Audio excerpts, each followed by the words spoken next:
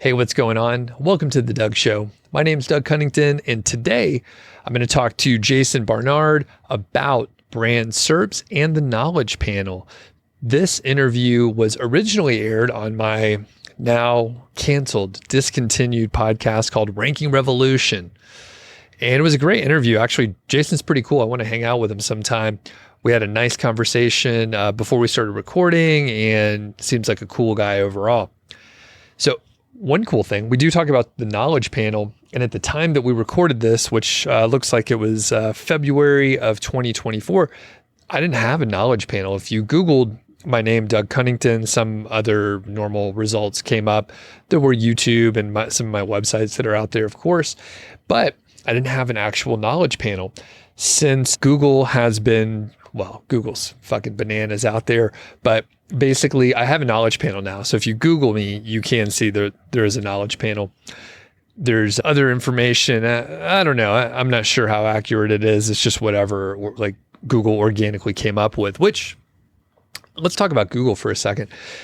This is interesting. This is going to be sort of a longer intro here, by the way, but basically with SEO changing a lot, Google algorithm updates kind of shaking up the niche site and authority site, content site world, I have been covering sort of different stuff. And actually I'm struggling, in air quotes, just a little bit about like what the audience wants to consume, what the audience wants as far as content.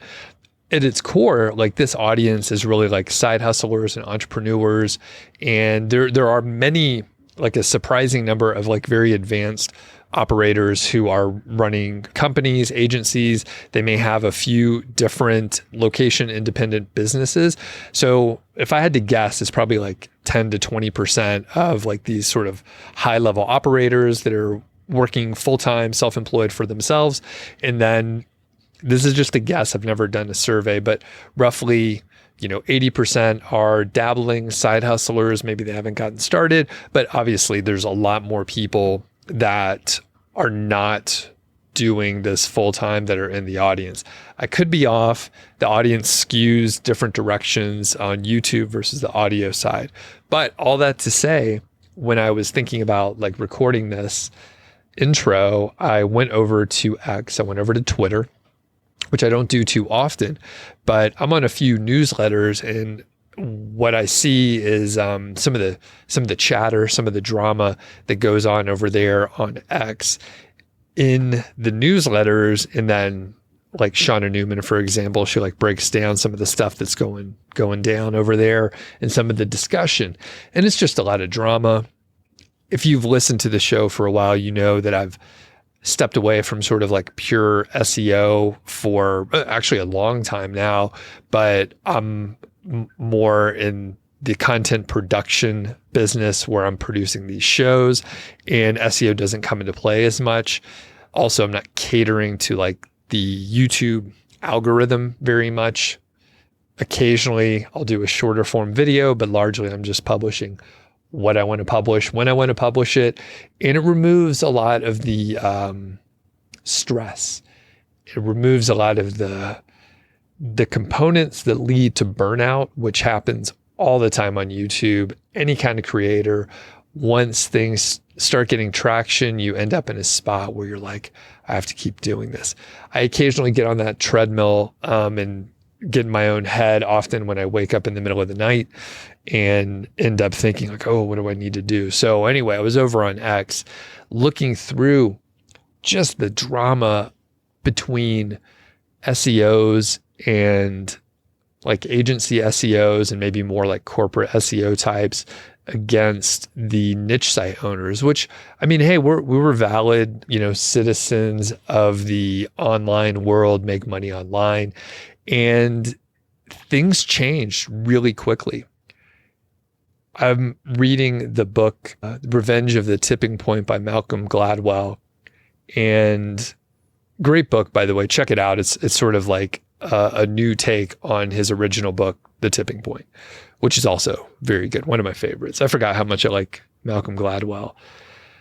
So anyway, I got thinking about how, in the positive direction, things, they slowly change usually. And with the tipping point, there's a section that I ran across today where once you reach that tipping point, things change fast. Like you could be approaching the tipping point, and in the book, small spoiler alert, but there's no context here. So you could just go with me on this. Basically, whenever you hit like 25% of like a population sort of maybe urging a change, nothing happens until you hit that 25% mark, and then it dramatically happens. And it's not necessarily negative, but it's just like if you're at 2% versus 22%, it feels the same. It feels like nothing's happening. Then all of a sudden, boom, the switch happens at 25%, and then everything changes. And in this case, it made me think about how Google changed so fast, or it felt so fast, where it's just like the whole industries were like devastated. And when I popped over to X at the date that I'm recording this on November 24th, a Sunday morning where I had some nice coffee here, I was thinking about the Parasite SEO news stories. And this episode's not going to come out for a few weeks, but it'll still be fresh on your mind because I think the drama is going to come out. The thing is, like Forbes Advisor, all these sort of like news websites, these big sites that had a huge amount of authority, they started like really rolling out and scaling their affiliate platforms, sometimes fulfilled by a third party that came in and said, hey, can we partner? We're going to do this affiliate stuff. And to my knowledge, like this is what I've heard. I haven't researched it a ton, but like Forbes Advisor was looking to buy Forbes, like the original publication that they were a parasite on. And it's very interesting to see how it's playing out. When I checked over at X, apparently Google de-indexed the subfolder of like the Forbes Advisor, but Forbes just like moved the content to a different directory. So the thing is, we're rolling up to the Black Friday, Cyber Monday week, the height of the retail season, millions and millions and millions of dollars to be made as affiliates and products to be sold. And Google is manually like de-indexing stuff. All that to say, when I'm looking at like the stuff that I want to cover, while it's an interesting like soap opera going on over there, it's just like I decided some time ago, I've already decided that spending time on SEO is not a good ROI, just generally. And when, I interviewed someone recently, I think the episode came out a couple days ago or a couple weeks ago with Zach Welchel from MyBudgetCoach.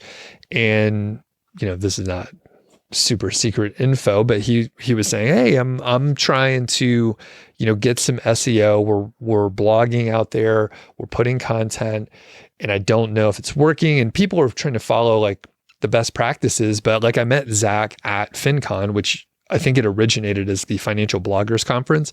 Now it's all creators, but blogging is pretty much like dead. Like overall, like people are not, from small creators, like they're not getting a ton of traffic. It's like the amount of time and effort that you have to put in to write and publish and do all that shit is like, it's not worth it. And then Google potentially is just going to like fuck it all up anyway. So it's very interesting to see where this is going to go. It seems like either Google will have to sort of repair some of the damage that they've done with the algorithm. I mean, the results are not that great. I mean, people are not probably trying to go to Reddit most of the time to get like some, people arguing back and forth, keyboard warriors in their basement, although I'm sitting in my basement now. But the point is, I mean, Google search is not great. Normal people talk about it. And when I'm thinking about the content that I want to cover on the show, I'm like, man, like SEO was such a core piece. Affiliate marketing was a core piece. But like now that I'm, looking at some of the stories, I'm like, I don't really care to research or get into all the details of that stuff. perhaps, what I can do is like interview people. I do like interviewing people and hearing the stories, but it's hard for me, or it's been challenging to figure out like what to cover. Usually, and I'm like this, I listen to a bunch of different podcasts. If the people are interested in the topic, it will be interesting to the listener most of the time. So I should be able to lean on that. But I'm not sure where it's leading exactly. So long intro. We'll talk to Jason. Jason's cool. Check out his stuff. Go check out the links and everything. I also want to let you know about Mint Mobile. So it's one of those discount carriers, which I was afraid of for many years. For some reason, I thought it was really hard to like switch to a new carrier. You have to like switch your phone number and all that stuff and maybe get a new phone. Well, it turns out nowadays, super easy to switch to a new carrier. You can bring your phone number. You could use your existing phone as well. Most phones nowadays do have eSIM, so it's super easy to switch. And basically in the last year, I've saved $1,080 for essentially the exact same service. So I used to be on one of the big companies, and basically I switched in about 10 minutes. I pay about $15 per month, and my wife does too. So we pay about $30 per month. But the thing is, if you pay in advance, we pay annually, we pay $360 for both of our cell phones for 5 gigs per month. We get 5 gigs per month, and it works awesome. We've traveled all over the country. I have no issues with service or anything like that. Previously, I was paying $1,440, and now it's down to $360. So huge savings for us. So if you want to get this deal, you can go to nichesiteproject.com/mint or check the link there in the show notes. I need to let you know about a limited time offer. So this is only active until January 2nd. So from right now until January 2nd, 2025, Mint Mobile is offering new customers a free month. So you can buy 2 months and get 1 month free on their best selling 3-month 5 gig plan. So basically you pay for 2 months and you get 1 free. 5 gigs is sufficient for me personally. So you could check it out and see if that works. But if not, they also have their normal deal, which is like new customers are eligible to get any plan for $15 per month for 3 months. So you pay $45. They get you to pay in a little block. But if you want the free month deal there for the 5 gig plan, the coupon code is free month. And we'll put all the details below so that you're able to take advantage for whichever deal you need. So if you're on one of the bigger carriers, you should definitely consider switching over to Mint Mobile. I'm pumped today to do this interview. We're going to go over a few topics. We're going to talk about how Google is a child. We're going to talk about entity optimization for NEEATT, NEAT, and we're going to get into what that is exactly. I feel like there's some extra letters in there. We're going to talk about knowledge panels too. And I have my new buddy on here, Jason Barnard. He's an entrepreneur, a writer. He's a musician, which we've been talking about for a few minutes. And he has an upright bass sitting behind him and a smaller acoustic bass as well. He's also the CEO of Calicube with over 25 years of experience in digital marketing. Jason transitioned from music and TV to a Google whisperer. Jason published his first book, The Fundamentals of Brand SERPs for Business in 2022, and he's been featured almost everywhere. A multitude of industry publications, including Forbes, Search Engine Land, Trustpilot, WordLift, SEMrush, and of course, Calicube. So Jason, welcome. Thank you so much, Doug. That's delightful. Of course, Calicube. Who wouldn't write for their own website? And I'm pumped that we connected here pretty recently. I've seen your name around and I've heard of Calicube, of course, but it's kind of the first time that we're speaking just one-on-one.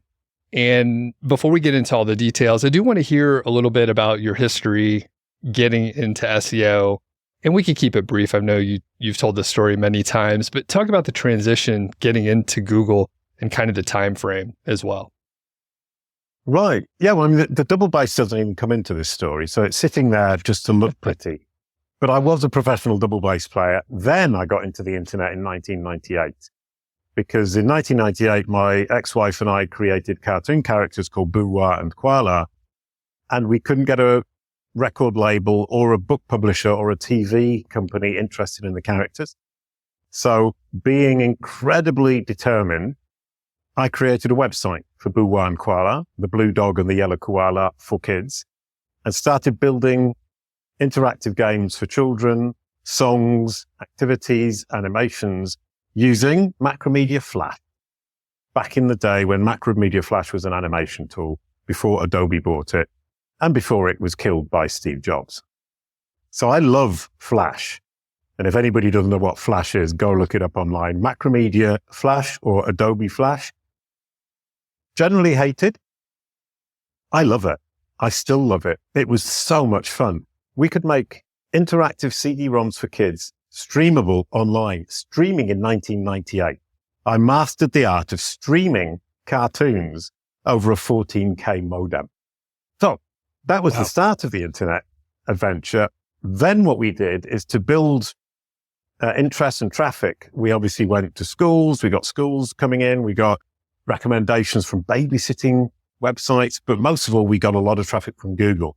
So from 1998, when Google was incorporated and we started our website, I built up alongside Google our amazing SEO to the point at which we ended up with 5 million visits a month from children aged up to 10 in 2007. We delivered 1 billion page views in 2007. 1 billion page views for a website for kids aged up to 6, competing with Disney, PBS, and the BBC. That was fun. Wow. From your background and a couple of things that you mentioned, it sounds like you have more of an artistic background than a technical background, like a lot of people in the SEO industry. Can you talk about that a little bit? I mean, do you consider yourself an artist first and then you do some SEO on the side? I think a lot of what we do, and number one, I don't consider myself to be an SEO. I used to be an SEO. Now I'm a CEO. And in between, I was a digital marketer. So I've gone from blue dog in a cartoon using Google to get traffic to a full-time SEO to make money, to discovering brand SERPs, the search engine results page for your exact match brand name or personal name, to understanding that the search result for your name is actually a huge insight into your entire digital ecosystem, your digital strategy, what you're doing right and wrong when you're trying to engage with the audience across your entire digital ecosystem, not just the website, but also your social media, your PR, your reviews, the government websites that talk about you, and that you can use your reading of the search engine results page for your brand to fix everything about your digital business. That's huge. So I'm not an SEO anymore. I'm a digital marketing CEO, entrepreneur who happens to use Google because it's a free insight into exactly what you're doing right and what you're doing wrong for your business. And that's what we do at CaliQ. That's what we sell as a service, is come to us and we can set your digital business up in a way that makes business sense first. And SEO is, if you like, bonus. Because all SEO is packaging your branding and marketing for Google. Simple as that. Sorry to all the SEOs out there. Doesn't seem to be so very important anymore because you just package for Google. Great transition there, Jason. So you often say that Google is a child. And it's kind of funny with your background, right? So you had how like 1 billion. Oh yeah. Yeah. Like you were delivering content for kids and you're doing it again. It's just the child in this case is Google. So can you elaborate on what you mean and how it shapes your approach for, I guess, branding, SEO as a bonus and all that stuff? Yeah. I mean, I started off with, what you would call reputation management, but proactive reputation management is I was looking at the search engine results page for your brand name as your Google business card, a representation of you to your audience who are bottom of funnel searching your name just before they do business with you. Those are the most important people to your business, whether it's a client, a prospect, a partner, an investor. All of these people will Google your name before they do business with you. So that search engine results page is the single most important search engine results page for your company or your person. That then, for me, showed me that Google misrepresents people. It misrepresents companies, which led me to understand, or realize, that Google simply doesn't understand.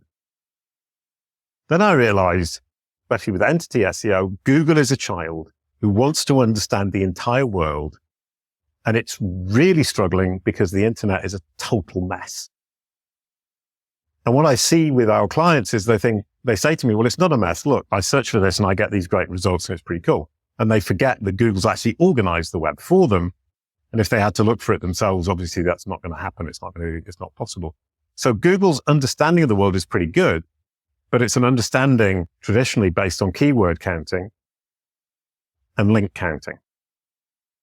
And that now, when you say it like that, that's been SEO for since 1998. And links were a revolution when Google brought them in, but it sounds so simplistic.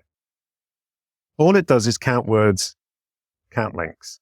And today it wants to understand the world. And when it can understand the world like a human being does, it can start to judge who does what, how good they are at it, how well they serve their audience, and to what extent the solution they're offering is actually relevant.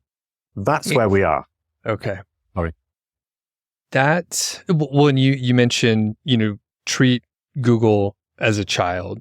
Yes. So it might be early to get into some of the nuts and bolts, but can you give a couple of examples? Because it sounds, simplistic, but let's get into some of these details.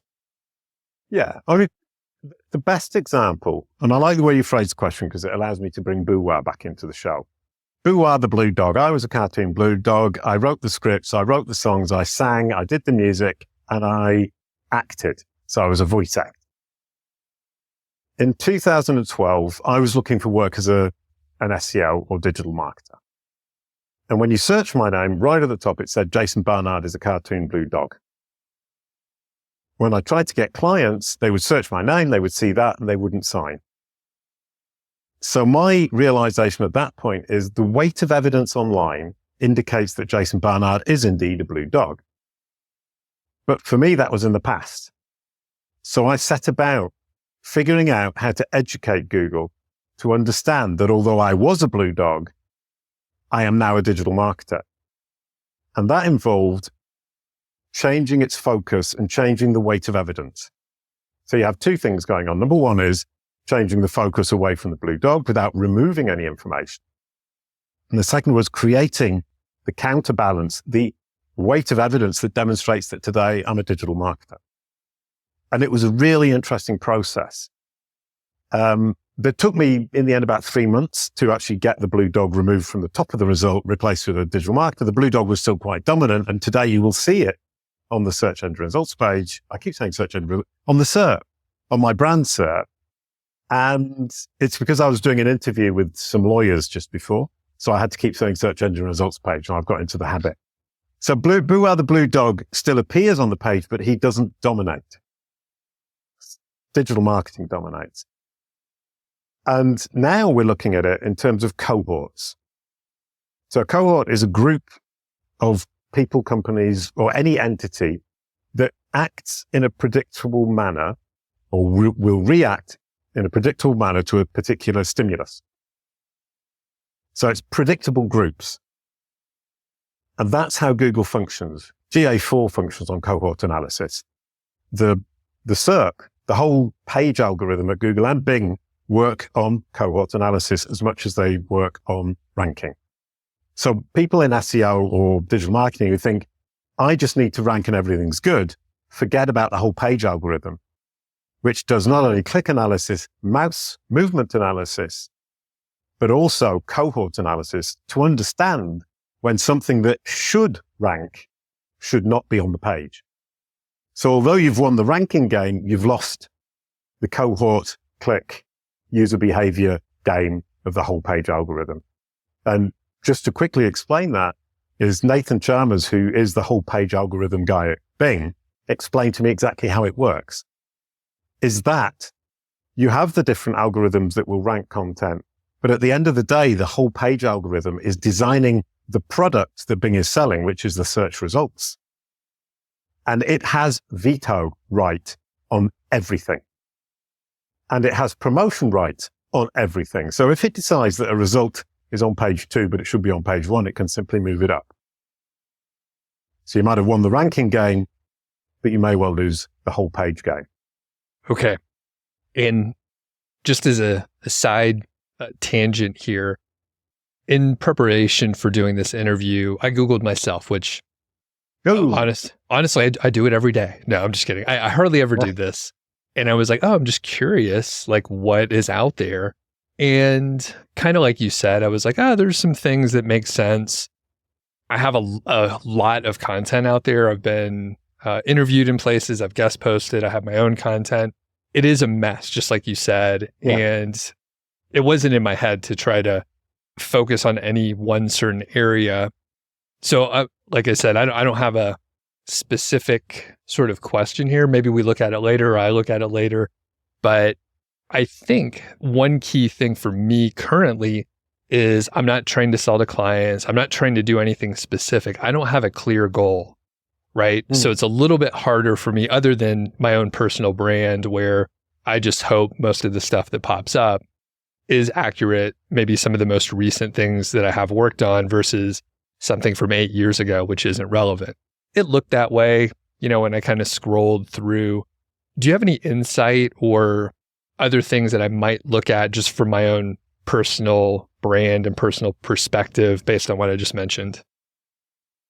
Yeah, I think kind of, it's a bit like seeing the psychiatrist, is that you go in thinking, I don't really know what I'm going to talk about.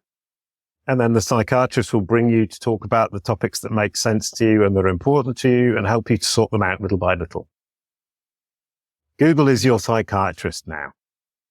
You look up your name on Google and you look at what's appearing, what isn't appearing, what you regret not appearing, what you think should appear but isn't appearing, and ask yourself why. And then you can start to sort out all the problems on your digital presence, because it's going to make you look at those. It's going to make you face up to where you aren't, where you should be, where you are, where you shouldn't be, and what you're not doing right in terms of interacting with your audience. What information don't you have out there that should be out there? And typically for a personal brand, the first mistake people make is not having their own website. If you have your own website, Google has a reference from you about you. And if you want to control your digital presence, and we're not talking about just Google here, we're talking about Google, ChatGPT, Bing, Facebook, Apple, Amazon, all these big hitters, they all work the same way. They're looking to find where you live online, and that's your website. If you don't have a website, you have no hope of control of your digital representation. If you have the website, you can start to control it. But whatever happens, looking at that result on Google or on Bing for that matter, for your name, gives you a really nasty look in the mirror. That moment you look in the mirror and you realize you haven't brushed your hair, which I never do. You haven't washed your beard or brushed your teeth. You look a mess. You don't want to see it, but you have to. Great analogy. That was it. Yeah, I was going to say, what a terrible analogy. I've got no idea where I'm going with it. Yeah, neither of us have hair, so we don't even think about it. We've saved so much time and money over the years just keeping it clean, keeping it bald. So, okay, back on topic, a little bit closer on topic. Very insightful, by the way. So you mentioned that it took you about 3 months to get your sort of digital footprint in a state that you were happy with back in 2012, 2013. Can you talk a little bit about the process and then what it might look like now? Things have changed in the last decade, right? Yeah, it's both more difficult and easier now, which is obviously one of these terrible statements that don't really make sense. But because it's now based on knowledge gathering, building the knowledge graph at Google, it's much easier to figure out what you need to do to correct that knowledge, and correcting that knowledge corrects your entire digital ecosystem, or the process of correcting that knowledge in Google's brain corrects your entire digital ecosystem.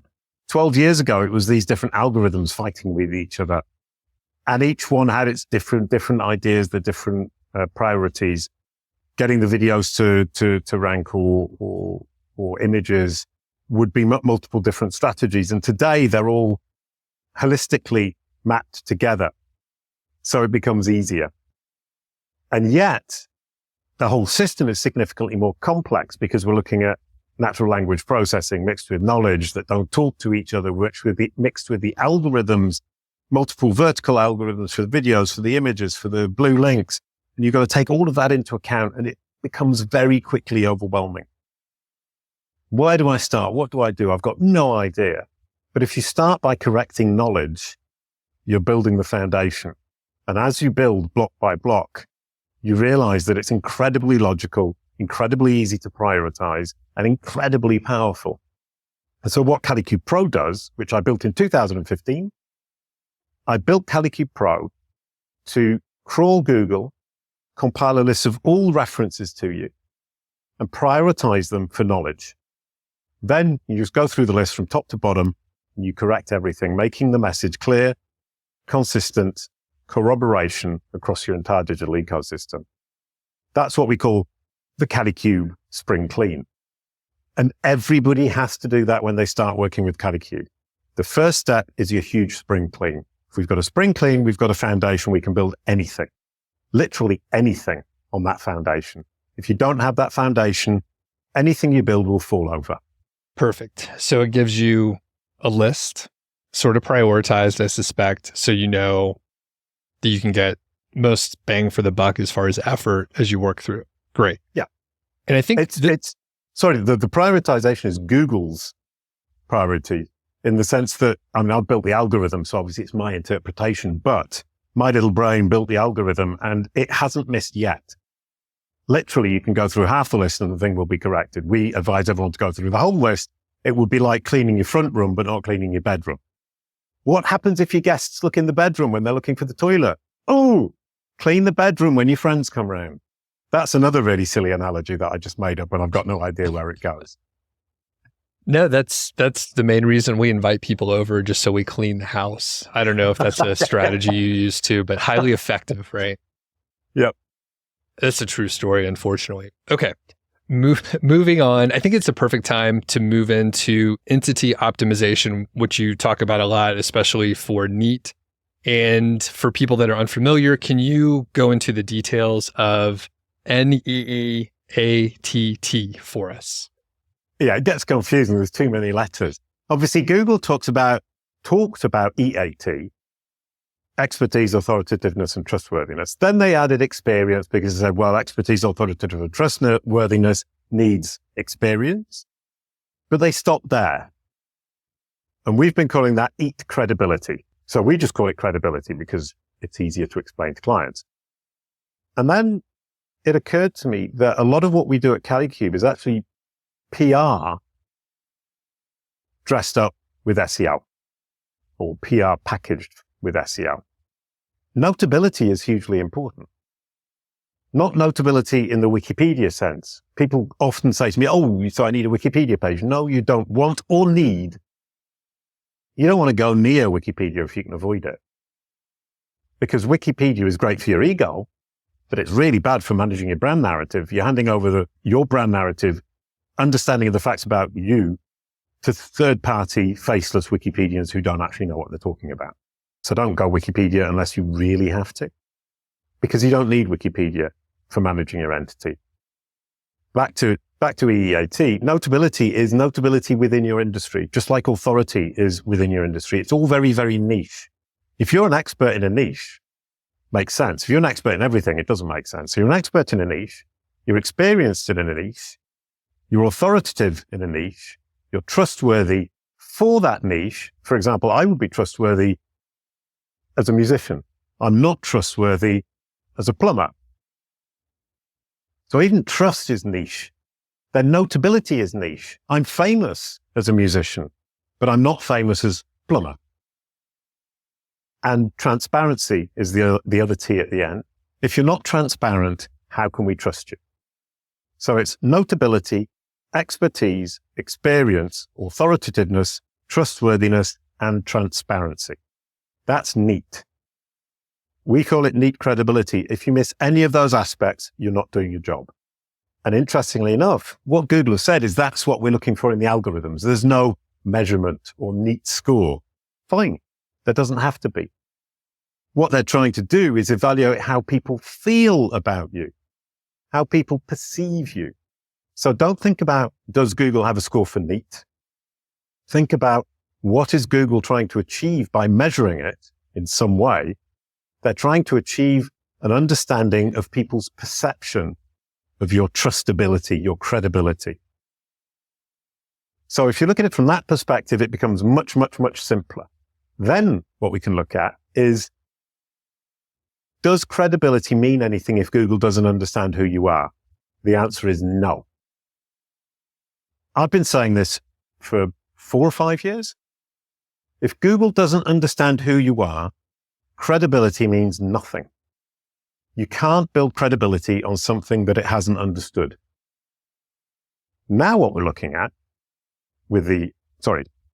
so you have credibility and you have understanding. With understanding of who you are, then you can start applying credibility.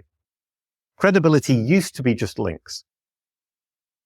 So it was links to a website equals page rank equals credibility. Brilliant. Once again, incredibly simplistic, incredibly simplistic.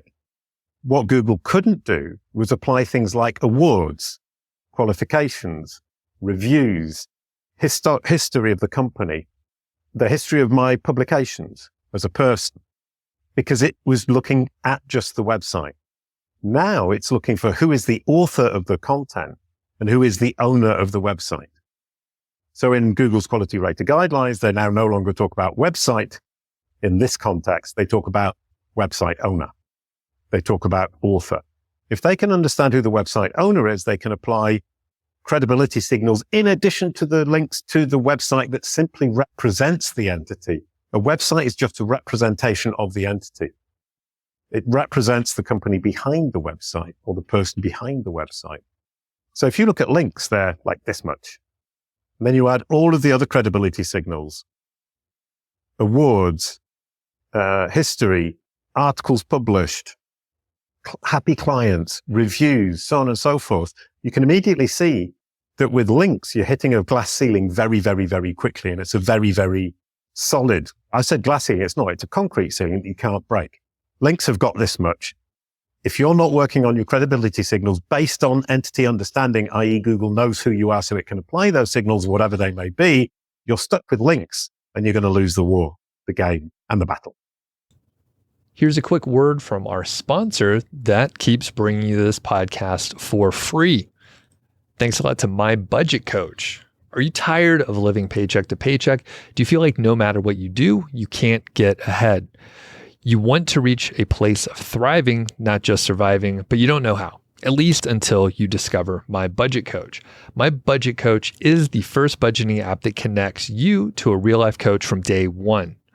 You'll work together with your coach to create a realistic budget that will allow you to plan for the future while still enjoying today.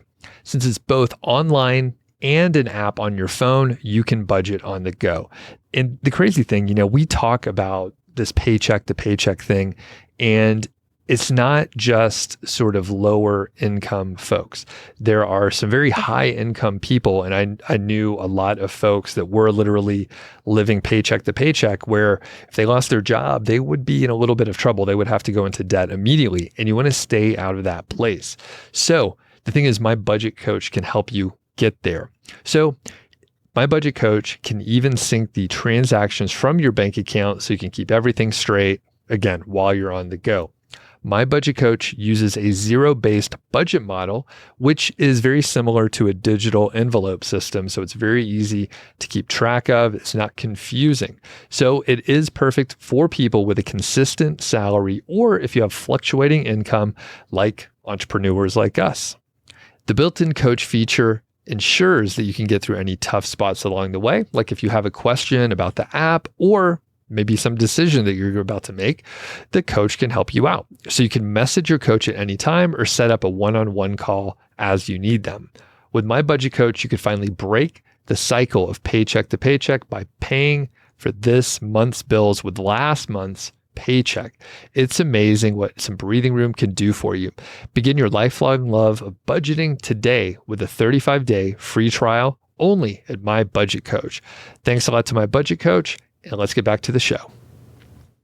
For specific entities, can you give just like one or two examples, maybe the ones that people need to look at super closely?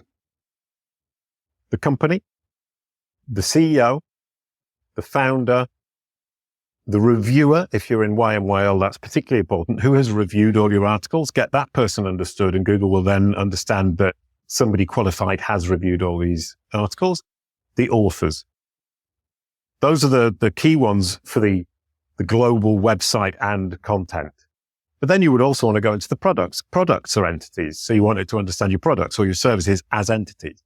But generally speaking at Kalicube, when people come to us, I would love to do all of that in one go. But number one, it costs too much money. Number two, it's too much work too fast. So what we generally do is start with the company. And people say, I want to optimize my website for entity understanding and neat credibility. We said, but it's not the website that Google will apply all these signals to. It's the company behind the website. Even though the company behind the website is simply a legal entity that allows you to run the website, Google needs to understand the company, because once it's understood the company, it can understand who owns the website and therefore start applying these signals. So the website is important, but it represents the company rather than the other way around. So we start with that. If the CEO or founder has an online presence and is the face of the company, which is often the case, we need to work on that. Because Google is looking for relationships that are close, strong, and long. And the CEO is close and strong, but it's not necessarily long. The founder is close, strong, and long, permanent. So we want the closest, strongest, longest relationships we can find and build an understanding in Google's brain of company, CEO, founder, website, authors, reviewer. And if we come to the authors, which is a really interesting point, is last year in July, there was a huge update to the knowledge graph, and Google tripled the number of people in the knowledge graph in 4 days. So imagine they had 500 million people in the knowledge graph on the 1st of July. 4 days later, they had 1,500 million people in the knowledge graph. It tripled the number of people. It didn't add any companies. It didn't add any events. It didn't add any products. It added people. Why? Because it wants to understand who the authors are, because that's how it can apply EEAT signals, or neat signals as we call them, because a person generally doesn't have a website and will write for multiple websites, whereas the company owning the website is static and fixed. The author will skip from site to site. So that's the only way Google could actually move towards a better application of neat credibility and leave links behind. Almost. Obviously, links still do count. But if you think about links, imagine what I'm saying with reviews, with history, with all the things I've written, all the podcasts I've been on. The cumulative value of all of those credibility signals is huge compared to links. Let's say links is 10%, the rest of it is 90%. If you're sticking just to links, you're missing out on 90% of the opportunity for credibility in Google's eyes, and indeed in your audience's eye. Sorry, I get overexcited. That's great, though. I was going to say, I suspect, you've been talking about this stuff for about 8 or 9 years. Yep. And it's still the first time some people are hearing about it. Yep. And to be fair to people and the world, I built Kalicube Pro in 2015 because I understood all of this. And I was naive because I thought that's what Google could already do. But it's actually taken Google 8 years to catch up with me. It can do it now. It couldn't do it 8 years ago. So I built a machine for the future. Isn't that lovely? And great timing. Yeah, 8 years ahead of time. I've been waiting for the whole thing to catch up with me, which is brilliant. But it also means that I now have the machine that does the right job at the right time, and I don't need to wait a year or 2 years to get developers to build it for me. It already exists, and it's the only one in the world of its kind. Others are going to copy us. Now my job is to figure out what the next machine is for 8 years down the line. And I've sent a video to my team and we've decided already exactly where we're going with it. And we know where we need to go. And I'm very, very, very sure that we're on the right path. That's cool. At the end of the interview, I'll get you to tell me what it is. So everybody hang on until the end. All right. Good. Couple things I want to highlight. So we'll come back to Google updates. I want to ask you about like helpful content updates and what all the work that someone can do that you just mentioned, making sure Google understands their brand or their personal brand and how that potentially could insulate them from helpful content updates or similar. Before we get to that, I've been pushing actually for years, like people should be on podcasts. They should be on YouTube channels, do collaborations, and just get out there more. And not too many people have maybe it's confidence, maybe they're nervous to try something new, to actually like try to be on podcasts. You and I, like, that's what we're doing. Like, we're quite comfortable with it, but it's hard for people to get into it. So you actually highlighted it, but I want you to go a little bit deeper if possible, if there's more to add about how important it is to be out there, speak at conferences, and really network, whether it is podcast, YouTube, conferences, etc. How important is that? Right. That's a really interesting question from the perspective of, is more better? And one thing that's happening today is entity stacking. And people think, if I create lots of different profiles and push them to Google, Google will understand me and it will understand my entity rather. And at Kalicube, we talk about understanding and then confidence in that understanding. Now, the problem with entity stacking is that you're creating understanding by repetition across multiple platforms. However, those platforms are not relevant to your audience. So you're actually throwing a huge curveball to Google. The other problem is that they're very difficult to maintain over time. We all change over time. We all evolve over time. How are you going to keep maintaining those without creating inconsistency? And over time, inconsistency is going to be your biggest enemy there. So non-relevant, inconsistent, you've got two problems when you do entity stacking. Less is more here. If I can do less, but it's more relevant and I can maintain it over time, that understanding will build and build and build in confidence. And that confidence in the understanding is what's going to be the huge trick to play in the future. If you're asking me, what is the next step? The next immediate step in the next 2 or 3 years is confidence. So if you build a small digital ecosystem and you maintain it very well and it's relevant, you will have understanding and you will have confidence in understanding. And I'll give you an example of two people on our team, Elisa Reyes and Marianne Buaro, have both built knowledge panels for themselves. They have tiny digital footprints, but because they're so clean, they're so consistent, and because they're listed on Kalicube, Google trusts Kalicube, they get the knowledge panel. So more is not better. More is actually a problem. And the other is moving into the neat. Once Google's understood who you are and it's confident in who you are, you need to then convince it of your credibility. Obviously, if the different platforms are irrelevant, that's going to damage your credibility.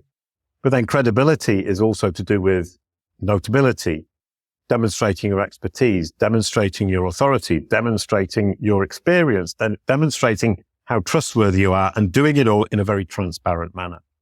At that point, getting on the podcasts, getting your name out there, getting your face out there becomes hugely valuable. But once again, do it with care. It's not scattergun, hit and hope, maybe it'll work. It's focusing on your audience, because if we come right back to the conversation from before, Google is constantly looking over your shoulder.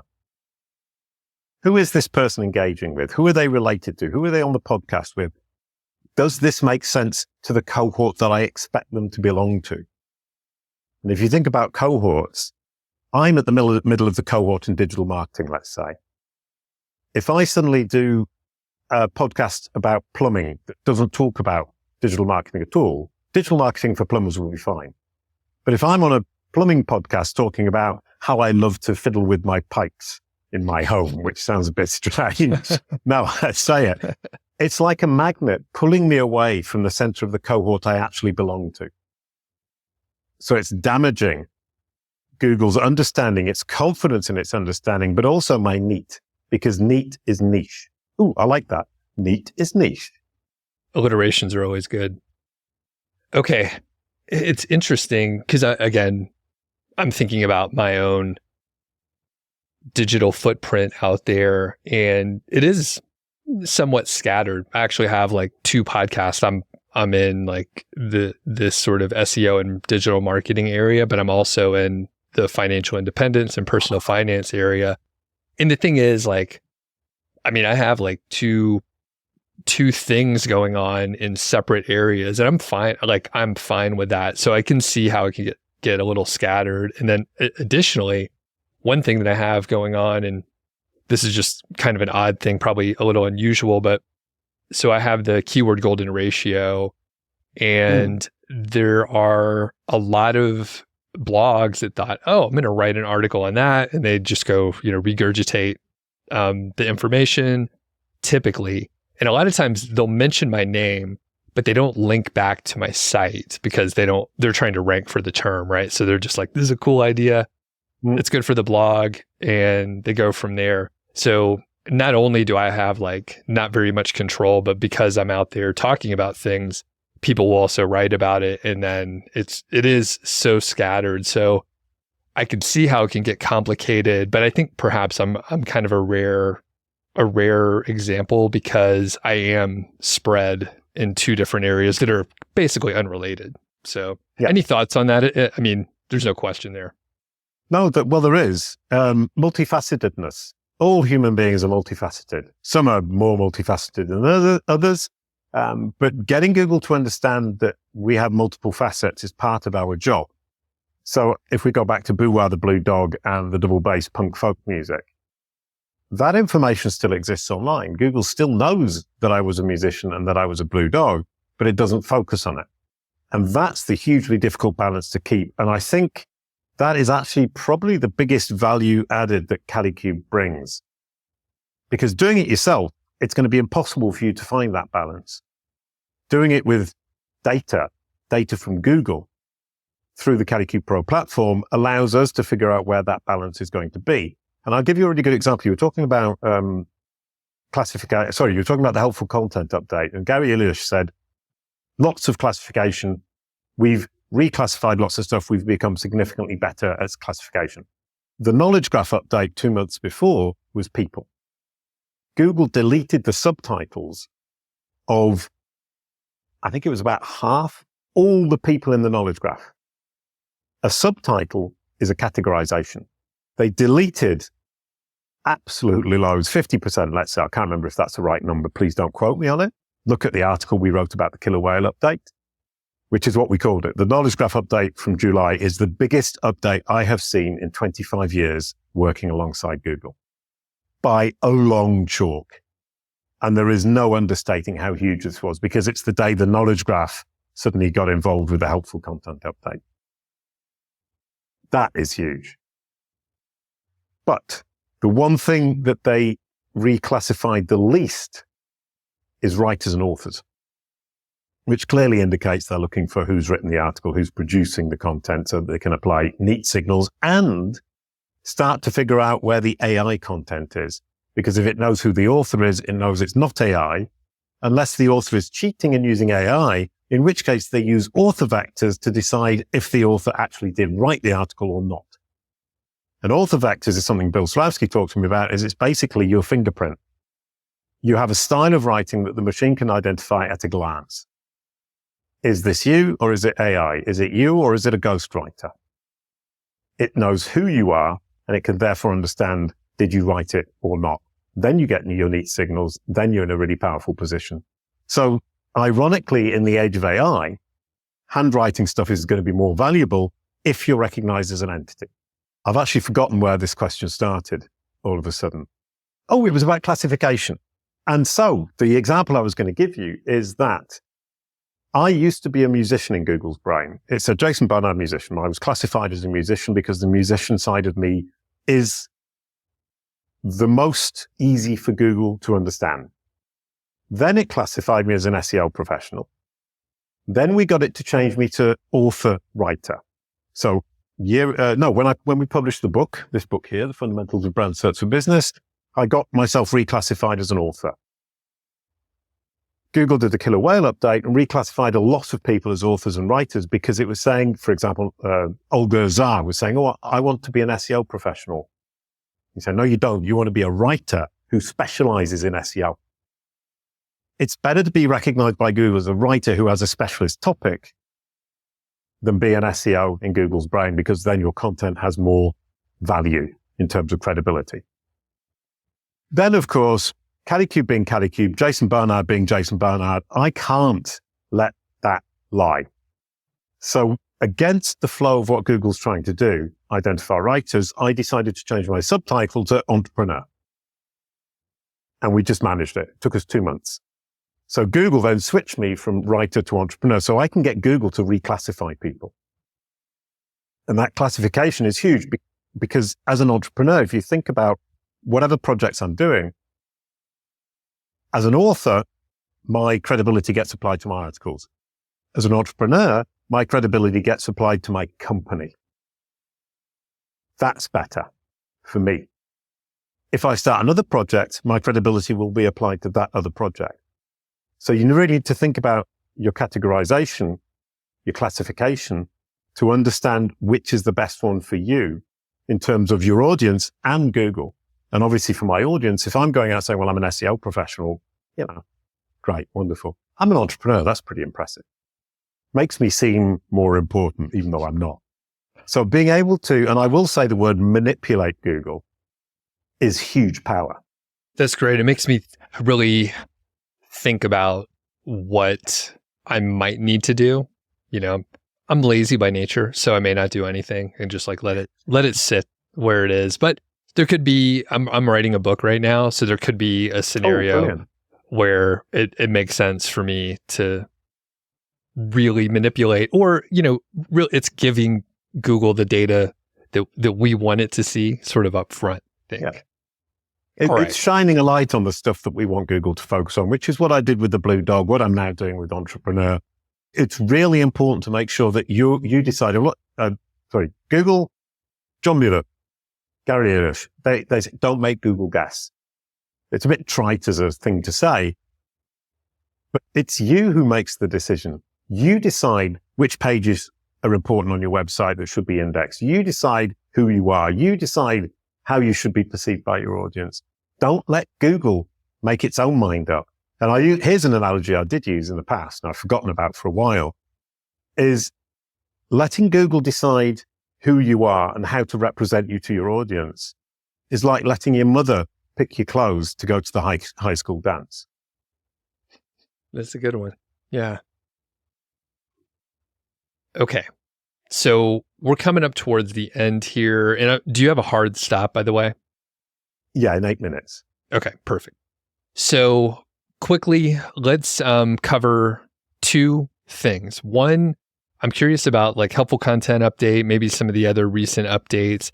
I know you're focusing more on brand SERPs versus just SERPs in general, but what have you seen from maybe the companies you work with that had a good handle of their brand SERP versus companies that did not, and how they might be impacted? Which is a lovely question, because our clients see growth in business through the multi-channel marketing that we're doing, the omni-channel marketing that we do. So we will place them to be standing where their audience is looking, on the platforms their audience hangs out on. Show that audience that they have the solution, invite them down the funnel, which is usually to their website. That is what the Kalicube process does by optimizing your digital ecosystem. Google then sees that you are serving the subset of its users who are your audience on these different platforms. So it understands that on LinkedIn, you're engaging with your audience and your audience is engaging with you in a positive manner, on YouTube, on Forbes, and that audience is then going to your website and converting. Google sees that you're satisfying these people. Google's a recommendation engine. It sees that you're a great solution wherever you're solving the person's problem. And at that point, it's always going to recommend you over the competition because it knows that you can serve your audience better. That's where the packaging of Google for Google comes in. If you can package all of these different platforms, including your own website, in a way that makes it easy for Google to digest and understand that you're serving the subset of its users who are your audience, it will recommend you as long as you have the content that satisfies that need. So it truly, the word holistic gets overused, but this is truly holistic. Being able to demonstrate to Google that you're serving your audience means that you have to actually serve your audience, which is great for business. And then Google is simply a natural extension of that. It wants to recommend the best in market. You need to demonstrate you're the best in market. To demonstrate you're the best in market, you actually need to be the best in market. So we're looking at business, and SEO comes last. Okay. Now knowledge panel. So I have a lot of content out there, and based on what you said, some of your team, they have knowledge panels and they have kind of a small footprint. So it seems like something I should be able to get a handle on. Yes. What would it take, without knowing anything other than I've published a lot of stuff over time? How long do you think it would take for me to have a knowledge panel with the things that I want to be shown and displayed there? Right. Very practical question. Knowledge is in Google's brain is in 3-month iterations. So you can expect improvements every 3 months. So you would, if you cleaned up your digital ecosystem today or this week, in 3 months' time, you would expect to get a knowledge panel sprout, which is just that the knowledge panel exists, but Google doesn't show it when somebody searches your name. But it exists in Google's brain. It just doesn't display it. And at Kalicube, we've got tools that will help, free tools indeed, that will help you find that. Once you have that, you can give that as a reference to Google on which you can hook all of the other information you're giving it. So you can then say, this is me in your system, and these are all the corroborative sources that prove that what's going on here is exactly what the truth is. 3 months later, you will have a bigger knowledge panel. So it might have your name, your photo, your description, and 2 social media channels.